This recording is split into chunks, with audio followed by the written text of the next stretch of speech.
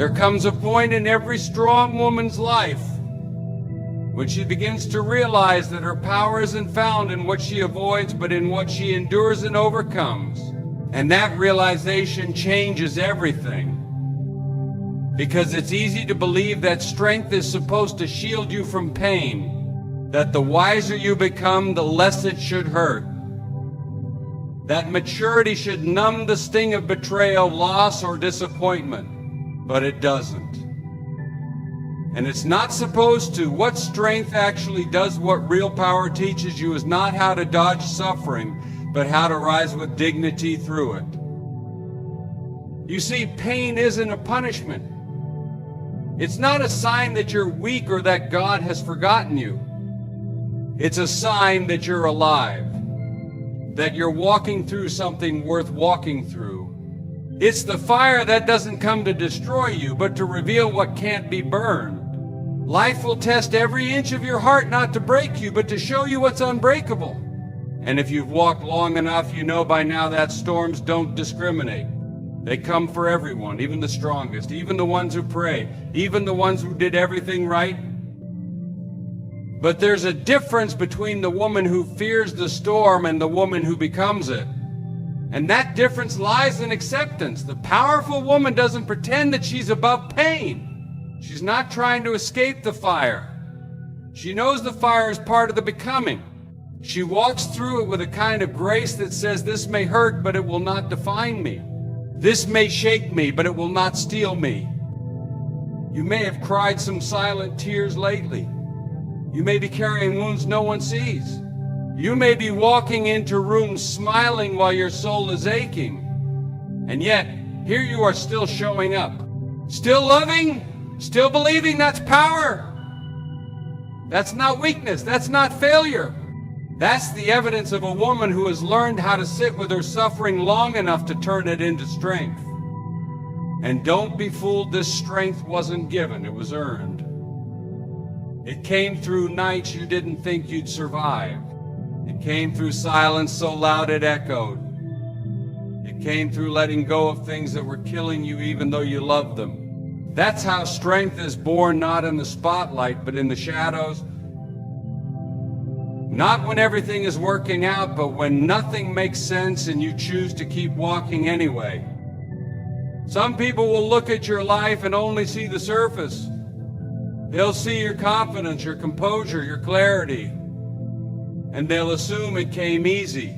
They'll assume you've had it good.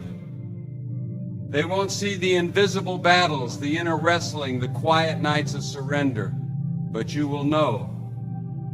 You'll know that your power was not a gift, it was the harvest of every seed of endurance you planted in pain.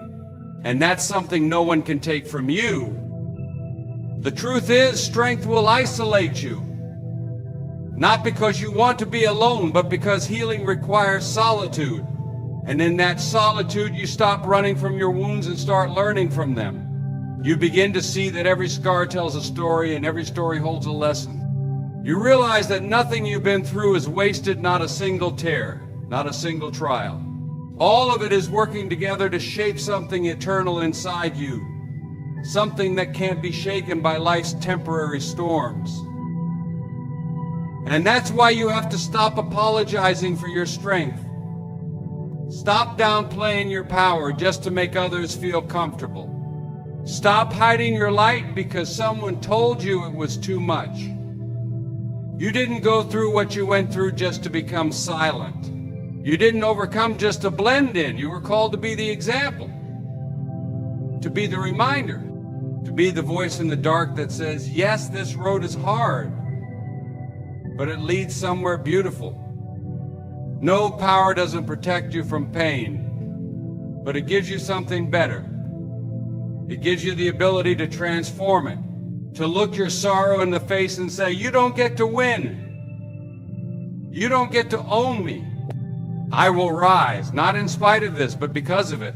And when you reach that point, when you accept that life's wounds can be the very place where your power begins, you will stop fearing what you're going through and start seeing what God is doing through you. There's a quiet truth that every powerful woman eventually has to face.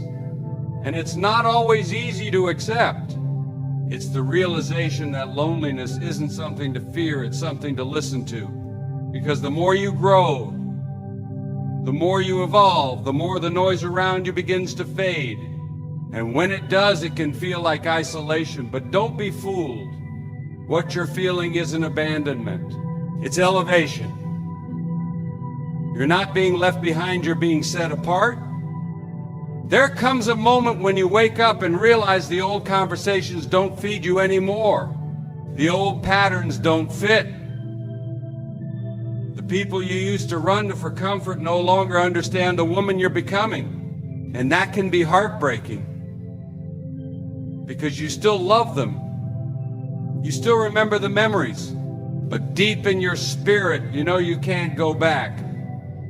Not because you're too good for them, but because you've finally outgrown what used to feel like home. And in that in-between space where you haven't yet found the new and can't return to the old, you feel alone. Not just physically, but spiritually, emotionally.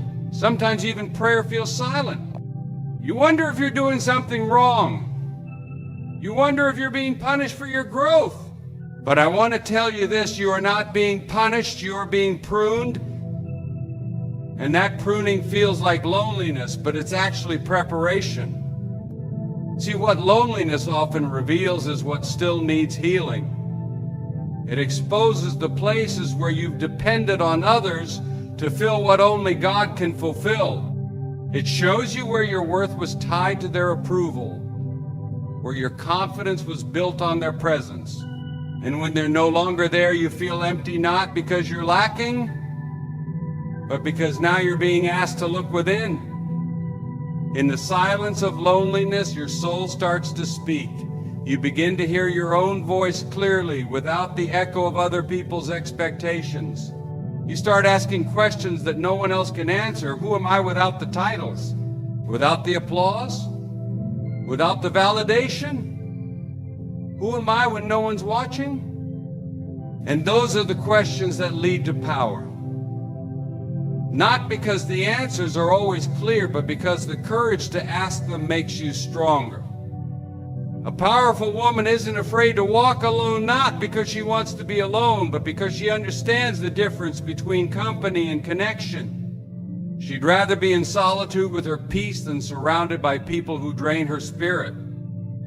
But that's not how the world teaches us to live.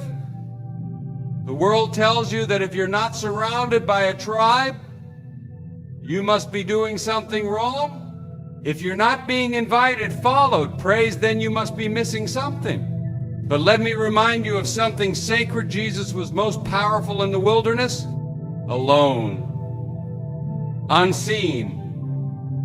Uncelebrated, it was in that place that he faced his deepest trials and emerged with clarity, with authority, with purpose.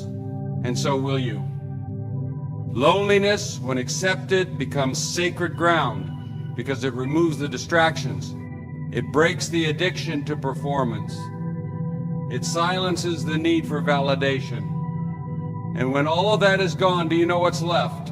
Your true self. The part of you that doesn't need permission to be powerful. The part of you that doesn't shrink for love, doesn't bend for approval, doesn't fake wholeness just to keep the peace. You learn to sit with yourself, to befriend your own soul, to enjoy your own company, to walk into rooms not needing attention but carrying presence. That's what loneliness teaches you when you stop fighting it. It's not the enemy, it's the doorway. And every woman who walks through it with grace, with honesty, with faith, she doesn't come out the same. She comes out deeper, wiser, unshakable. So if you find yourself in a season of isolation, don't rush to escape it. Don't numb it. Don't try to fill the silence with noise or people or distractions. Let it work on you. Let it refine your vision.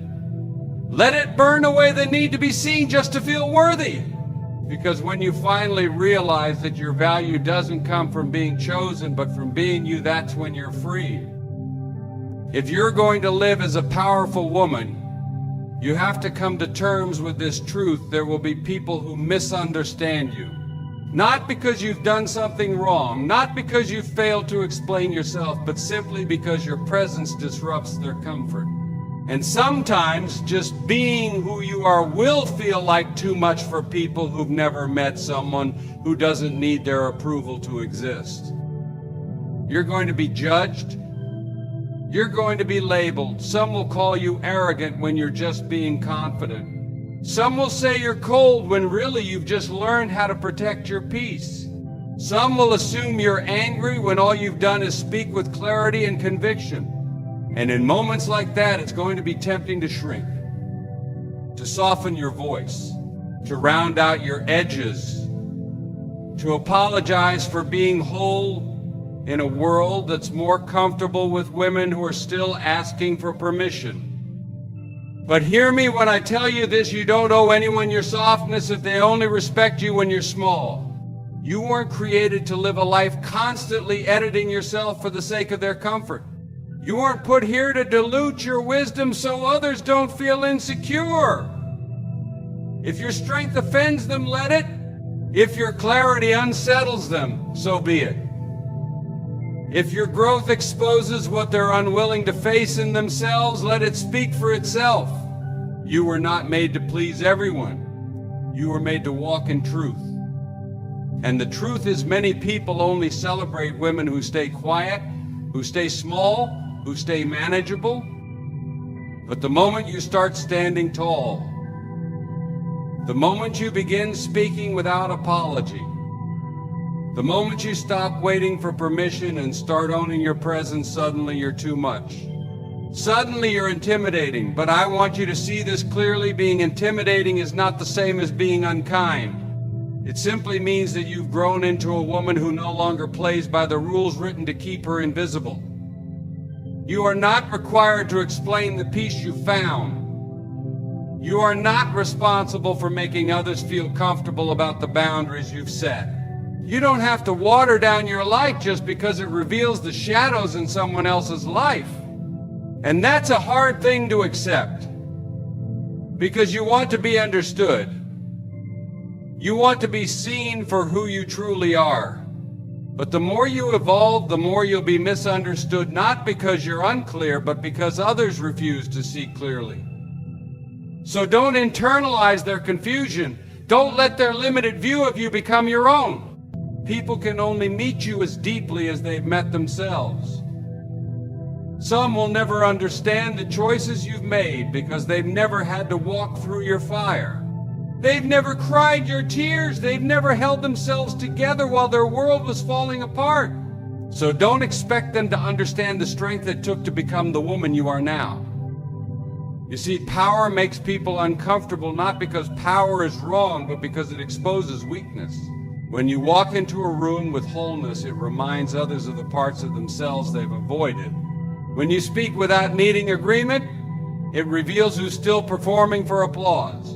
And when you love yourself without condition, it convicts those who are still begging others to love them. Your strength is a mirror, and some people can't stand their own reflection. But don't let that make you bitter.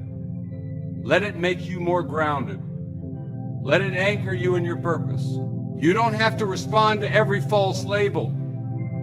You don't have to correct every assumption. You don't have to bend over backward trying to convince the world you're good. You know who you are, and that's enough. Let your life speak louder than your defense. Let your fruit answer their questions. There is a quiet dignity in walking with God while others are watching from the sidelines. There is a sacred confidence that comes when you no longer need the crowd to clap in order to keep moving forward. And when you arrive at that place, when you've learned how to live free from the opinions of people who were never assigned to understand you, you'll know what true peace feels like. You'll know what it means to stand in the fire and not be burned, to be judged and not be shaken, to be misunderstood and still not lose your voice. There is a moment in every powerful woman's life when she comes face to face with a decision that will change her forever. It doesn't always happen in a grand, dramatic way. Sometimes it's in the quiet of a tear-stained pillow. Sometimes it's in the stillness after a long silence. Sometimes it's in the middle of a crowded room where she suddenly realizes she has been waiting to be chosen her whole life, waiting to be seen, to be wanted, to be valued by someone else. And in that moment, a new truth begins to rise. The most powerful decision she will ever make is to choose herself. You see, we're raised in a world that teaches women to wait to be picked, wait to be pursued, wait to be told they're worthy. And so many have built their lives around the hope that one day someone will come along and affirm what they've struggled to believe on their own. But let me tell you something, the day you stop waiting and start choosing yourself is the day everything changes. Because you were never meant to sit on the sidelines of your own life, hoping someone would finally see your worth. You were never designed to live in the shadows, trying to earn a love that should have been freely given. That's not your story. That's not your calling. And that's not your identity. The woman you are becoming doesn't beg to be chosen. She rises and becomes so rooted in truth that she realizes the only validation she needs comes from within. Now, I know that's not easy. I know the world makes it sound romantic to be pursued, to be someone's first choice. But here's what no one talks about sometimes: being chosen by others means abandoning yourself. It means shrinking to fit their mold. It means silencing your voice to keep the peace. It means sacrificing your value so you won't be alone. And what does it profit a woman to be chosen by someone else if in the process she loses the very essence of who she is? There is no peace in being loved for a version of yourself that isn't real. There is no joy in being accepted only when you're convenient. And there is no freedom in performing for a place in someone's heart. But when you choose yourself, when you look in the mirror and say, I am enough, even if no one else says it, that's when you begin to live in truth. Choosing yourself doesn't mean you close your heart. It doesn't mean you walk around guarded and cold. No, it means you stop waiting for someone to hand you your identity. It means you stop tying your value to how many people stay or how many people applaud. It means you become so grounded in your own worth that whether they come or go, you remain whole. And wholeness is attractive. Wholeness draws the right people. But it also repels the wrong ones. And that's something you have to accept. When you choose yourself, you might lose people who only loved the version of you that needed them. You might disappoint those who were more comfortable with you being unsure of yourself. But let them go. Let them leave. Let them misunderstand. Because the moment you choose yourself, you step into a divine alignment that no human approval could ever provide. You become less available to drama, less affected by rejection, less shaken by silence. Why? Because you're not depending on external affirmation to feel valuable. You're not living for someone to choose you. You've already been chosen by God, and now you've chosen to agree with Him. And that agreement is where your power begins. That's where your decisions change.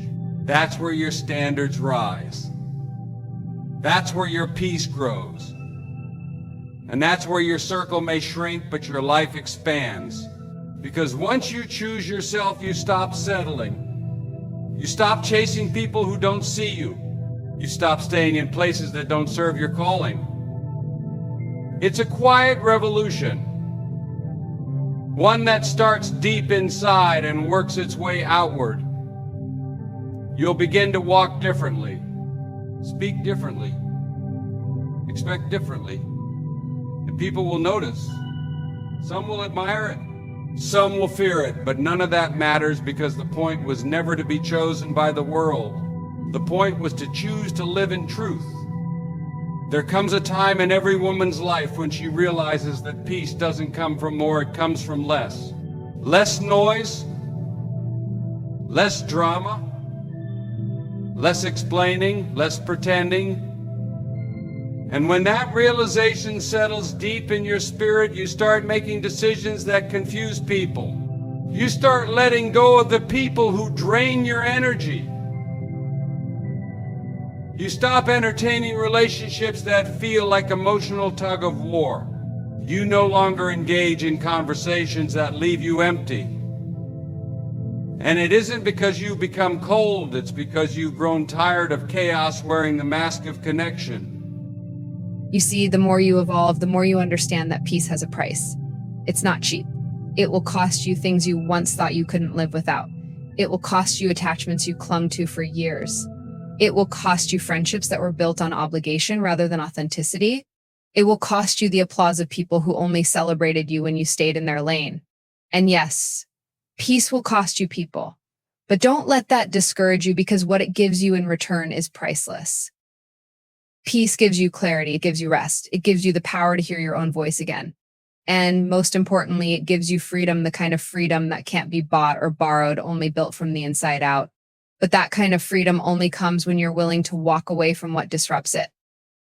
There are people who will only stay close to you as long as you're uncertain, as long as you need them to fill your gaps, as long as you rely on their approval to feel enough. But once you start choosing yourself, once you start prioritizing your peace, you'll notice the shift. The conversations dry up, the invitations stop coming, the texts get fewer, and that silence can feel like rejection at first. It can feel like you're losing everything, but what you're really losing is everything that was never real. Because real love doesn't require you to lose your peace. Real friendship doesn't thrive in dysfunction. Real connection doesn't ask you to betray your inner calm just to feel seen. And when you finally make peace your priority, you become unavailable to anything less than that. You stop responding to chaos. You stop explaining your decisions. You stop seeking to be understood by those committed to misunderstanding you. You start living on a different frequency. You start finding joy in simplicity. You start appreciating silence, not because nothing's happening, but because now everything that matters is happening within. And that's the beauty of peace. It changes your appetite. What once entertained you now exhausts you. What once kept you distracted now feels heavy. What once seemed like connection now looks like compromise. And that's a sign of growth. That's how you know you're becoming who you were always meant to be. Not because you have more people around you, but because you've stopped needing them to fill the spaces God was always meant to occupy. You've stopped chasing busy. You've stopped proving your worth. You've stopped being available to confusion. And that surrender, you found a new kind of strength. People may say you've changed. Let them. People may think you've become distant. Let them. What they don't see is that you've found something deeper than validation. You've found alignment. And alignment brings peace. Not a perfect life, not a life free of challenges, but a heart that stays calm in the middle of it all. A soul that refuses to be pulled into every storm. A mind that is no longer a battlefield, but a sanctuary. And when you live like that, when your peace is no longer up for negotiation, you become a force. You become untouchable by small talk, unshaken by pettiness, uninterested in chaos. You walk into rooms with quiet authority. You sit in solitude with contentment. You hear the noise of the world and choose not to let it drown out the voice of God in your heart. There's a quiet kind of strength that grows inside a woman when she finally understands that not everyone deserves access to her. It's not a lesson that comes easy. It comes through pain, through disappointment, through giving too much and getting too little in return. It comes after trusting people who weren't ready for her truth, after opening her heart to those who only wanted a piece of her light but never stayed for her darkness. It comes after being available to everyone until she's left with nothing for herself. And then one day she wakes up tired, not physically, but spiritually, tired of the patterns, tired of the pretending, tired of entertaining conversations that lead nowhere, tired of showing up for people who never ask how she's really doing. And that's when something shifts. It's not loud. It's not dramatic. It's quiet, but it's deep. She starts to pull back, not because she's bitter, but because she's finally seeing clearly. You see, when a woman begins to understand her value, she starts to become intentional about who she shares herself with. Her time, her thoughts, Her energy, her presence, she starts recognizing that she is not for everyone, and that's not pride, that's protection. Because when you know what your presence carries, you stop pouring it into people who are only holding buckets with holes. You stop explaining your standards to those who are committed to misunderstanding them. You stop offering pieces of your soul in spaces where it's treated like something disposable. You are not meant to be accessible to everyone. You are not required to show up just because someone calls. You are not obligated to explain your boundaries to people who have none. That's not rudeness. That's alignment. That's wisdom. And wisdom will always separate you from the crowd. It will make you less popular but more powerful, less liked but more respected, less seen but more whole. There are people who only want your energy when it benefits them, people who applaud your strength when it's convenient, but disappear when you need support. People who love your light but run from your truth. And for too long, you've tried to keep everyone happy. You've tried to be the healer, the helper, the listener, the lifeline. But at what cost? At the cost of your own peace, your own rest, your own well-being. It's time to reclaim your access, to stop letting people treat your presence like it's ordinary when it's sacred. Your heart is not a playground for the careless. Your mind is not a dumping ground for the confused. Your spirit is not a place for temporary visitors to come and go as they please. There is nothing wrong with closing the door to people who only knock when they need something. There is nothing wrong with not answering the call. There is nothing wrong with choosing you. Because choosing you doesn't mean you've stopped loving people. It means you've started loving yourself. It means you've stopped saying yes out of guilt and started saying no from a place of truth. It means you've stopped lowering your standards just to keep others close and started raising your standards so that only the worthy can stay. Not everyone will understand this. Some will call you difficult. Some will say you've changed. Some will try to make you feel guilty for no longer being who they could control. Let them talk. Let them whisper. Let them walk away. The woman you're becoming doesn't live for the approval of people who never truly saw her anyway. You were never meant to be everyone's friend, everyone's helper, everyone's safe space. That's not your assignment. Your assignment is to be whole. To be whole. To be anchored in truth. And truth says this: you do not have to give everyone access just because they ask. Access is not a right. It's a privilege. And it must be earned, protected, and in some cases revoked. This is what powerful women do. They guard their space. They steward their energy. They choose their circle with care, not out of fear, but out of discernment, because they've learned the hard way that too much availability leads to emotional bankruptcy. And when you're bankrupt within, you have nothing left to give, not to yourself and not to the purpose you've been called to fulfill. So be selective, be intentional, be unapologetic. If someone doesn't value your presence, let them feel your absence. If someone doesn't honor your boundaries, let them experience your distance. You are not being cruel, you are being clear. And clarity, though uncomfortable, is the beginning of freedom. Because once you know your worth, you stop offering it on clearance.